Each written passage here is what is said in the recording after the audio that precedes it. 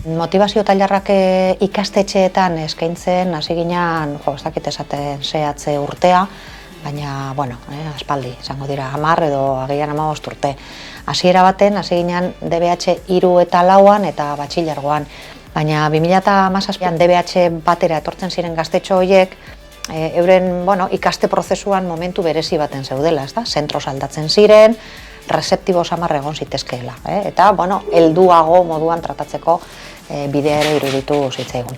Kontua izan da, konturatu garela DBH baten oso ondo funtzionatzen dutela saio hauek. Oso ondo hartzen dituztela eta balorazioak oso onak direla.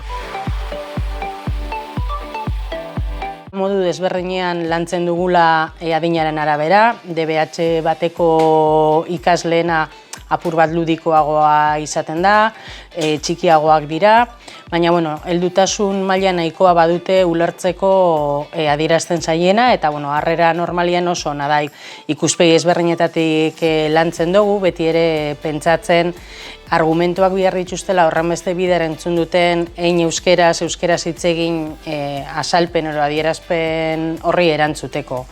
Arrazoiak batzutan jasotzen dituenean, zein dan euskeraren egoera, zergatik dagoen egoera honetan, beste hizkuntzekiko duen erlazioa zelakoa den, etorkizunean zelako papera izan dezaken euron bizitzan, bai ikuspegi laboraletik ero lan ikuspegi txik, zein bestela gizartean bertan eduki dezakeen eragina, hobetu ulertzen dute hori, eta hobetu ulertzen dute zelako garrantzi eduki dezaken, ero behintzat kontziente izaten dira, hartzen dituzten erabakiek hizkuntzengan ere eragina izango dutela, edo kasu honetan euskerangan ere eragina izango dutela.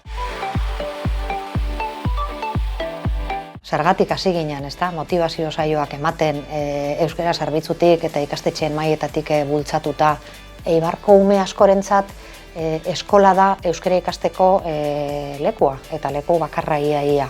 Baina DBH-erako saltoa egiterakoan, ordurako hasten dira kuestionatzen eta hainbat gauzaren aurrean rebelatzen, eta eurentzat euskara izan da eskolan askorentzat ezarri zaien hizkuntza eta hasten dira pentsatzen zergatik egin behar dut euskara, hau zertarako behar dut, eta motivazio tailer hauen bitartez esfortzu horri zentzua ematen zaio.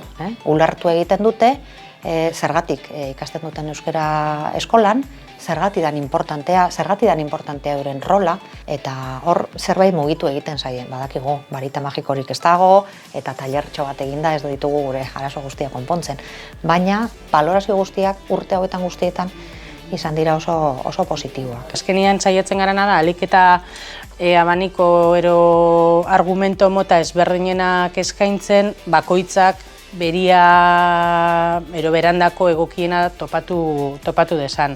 Harrera oso nahi izaten da, normalian ikasleak gustora egoten dira, izaten da gai bat bestela orokorrian ez dana tratatzen, ero beste ikuspegi batetik lantzen dana, eta gustora egoten dira tailerretan parte hartzen, euron iritzixak ematen, ero ustiak batzutan uste faltzuak ere ukitzen ditugu, euskararekiko batez ere prestigioari dagokionean, urtietan jaso ditugu alako mezu batzuk emoten da bena egisa diesenak, eta gero pizkat desmitifikau itzen ditugunak eta beste ikuspegi batetik ikusi ahal ditugunak.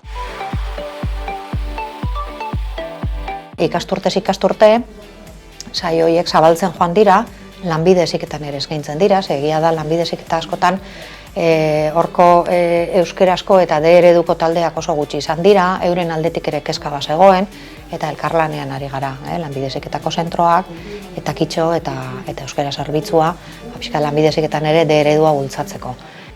Eurak euskara pixka bada ere ikasteak daukan garrantzia, bai maila pertsonalean eta bai gero lan mundura ate gehiago, lan munduan ate gehiago izango dituztelako irekita, eta hor ere emaitzak oso onak dira. Hortik gero ikasle batzuk euskaltegian ere matrikulatzen dira, konturatu direlako igual importantea da euskara ere ikastea. Eta horren errefortzu moduan ordutik Armeria eskolan eta unin bertan ere aparteko euskara saioak ematen zaizkiero.